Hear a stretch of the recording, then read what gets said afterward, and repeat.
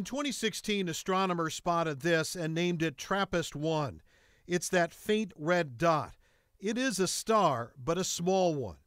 But it has 7 planets going around it, and 2 of them are in the so-called Goldilocks zone, like Earth, close enough to its sun to be warm enough, but far enough away to avoid boiling off the atmosphere in any water. In other words, just right.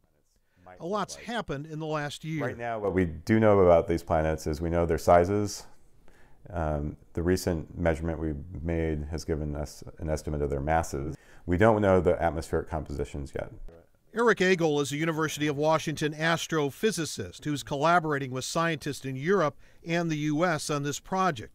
These pictures, while based on science, portray wet and rocky worlds, still involving some artistic interpretation of what they could look like. That looks like us, except for the landmass. That's just a guess. So the clouds are just put in there as a guess of what the composition of the atmosphere might look like, and therefore what climate that planet might have. Scientists have learned a lot from planets they actually can't see. But these people know their way around the math, and they can see starlight dim as planets pass in front of them. They can spot gravitational wobble and more. From the first announced discovery of a planet outside of our own solar system less than 25 years ago, we are now approaching 4,000. Did you ever think you'd get this far this fast? I did not, and it's been really surprising to me how much progress we've made in the last few years. Agel's role in this is overseeing what's called transit timing variation, a method he's helped develop. Again, more math. TRAPPIST-1 is tiny compared to our sun and much dimmer.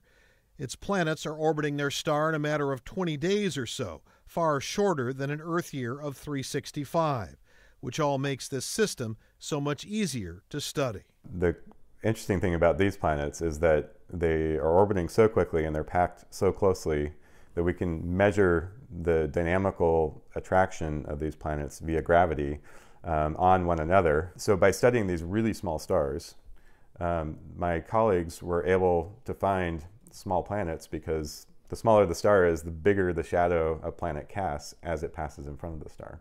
Dwarf stars, that Agel says, are very common, with more discoveries seeming likely. Glenn Farley, King 5 News.